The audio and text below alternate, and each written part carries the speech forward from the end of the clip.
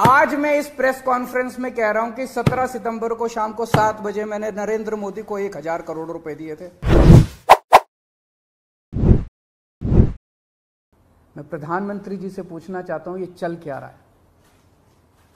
जहां कोई घोटाला नहीं हुआ वहां पे कोशिश की जा रही है जबरदस्ती करके, लोगों से जबरदस्ती करके, मार के, पीट के, धमकियां देके बयान लिखवाने की। एक व्यक्ति है, उससे कहा गया कि कल देखते हैं तेरी बेटी, उसकी 2 जवान बेटियां हैं, कल देखते हैं तेरी बेटी कॉलेज कैसे पहुंचती है। ये जांच चल रही है इन लोगों के।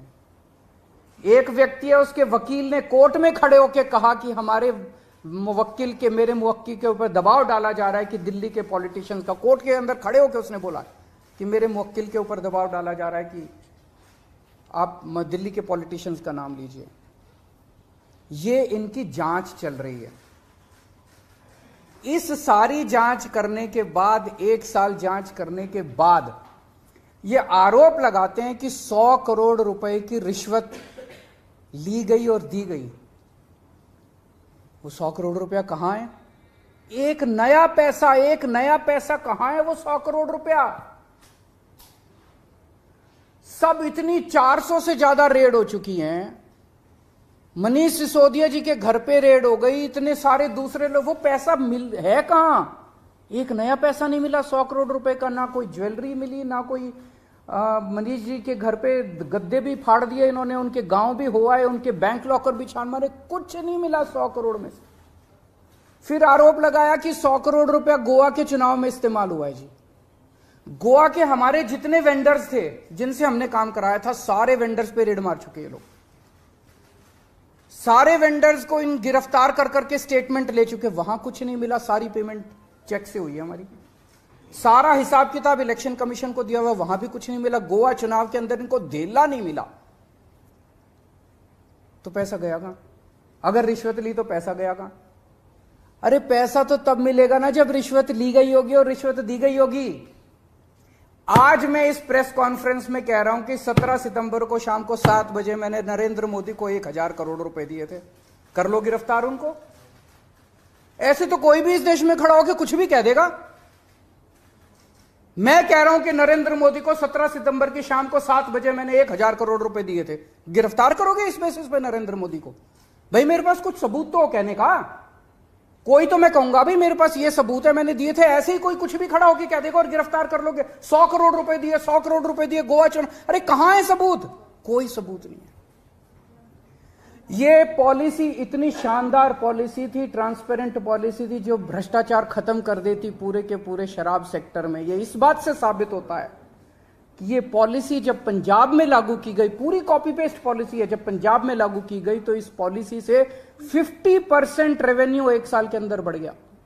50% रेवेन्यू दिल्ली के अंदर इन्होंने लागू नहीं की, करने दी।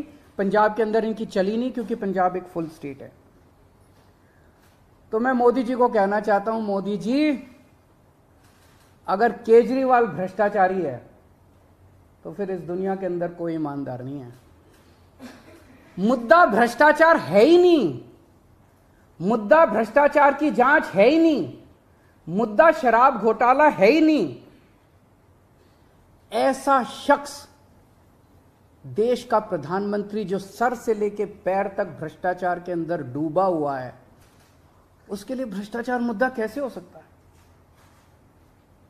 पिछले मार्च के आखिरी हफ्ते के अंदर मैंने इतने सारे असेंबली के अंदर इतने सारे गिनाए थे भ्रष्टाचार जो इन्होंने किए हैं।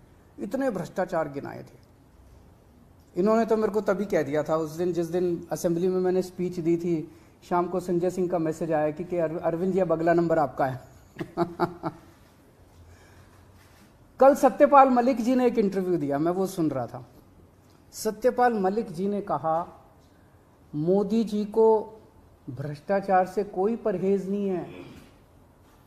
ये मैं तो नहीं कह रहा हूं, ये तो उनके अपने गवर्नर कह रहे हैं। सत्यपाल मलिक जी कौन है?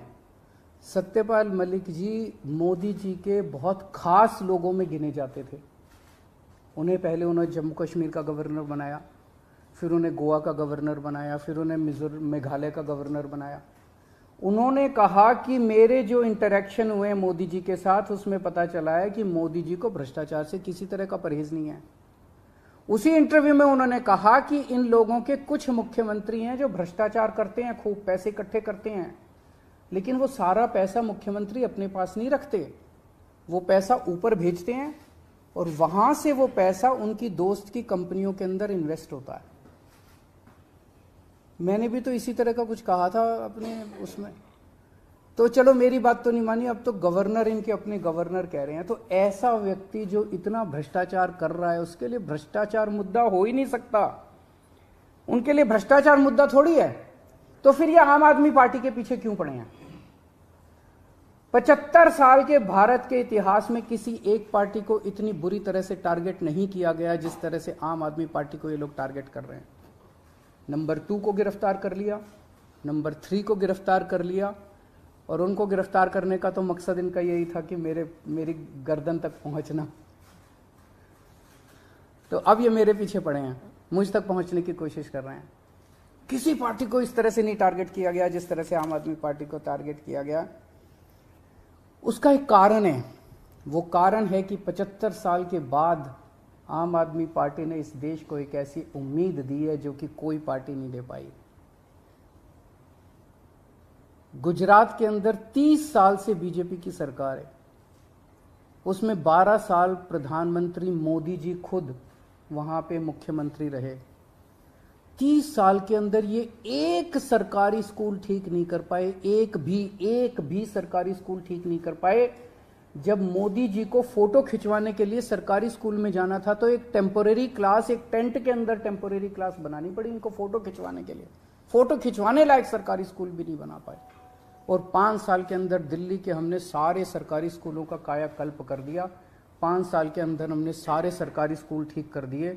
इस देश के लोगों को आम आदमी पार्टी ने एक उम्मीद दी है कि केवल आम आदमी पार्टी उनकी गरीबी दूर कर सकती है, उनको शिक्षित कर सकती है, उनके बच्चों को रोजगार दे सकती है। आम आदमी पार्टी ने इस देश के लोगों को उम्मीद दी है। प्रधानमंत्री जी उस उम्मीद को कुचलना चाहते हैं।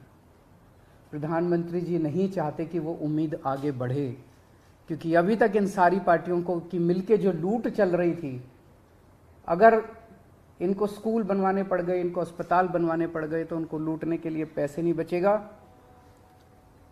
तो कल इन्होंने मेरे को बुलाया है, मैं जाऊंगा कल सीबीआई में, और मैं फिर से अंत में यही कहना चाहता हूं कि प्रधानमंत्री जी, अगर केजरीवाल चोर है, केजरीवाल भ्रष्टाचारी है, तो इस दुनिया में कोई ईमानदार नहीं है।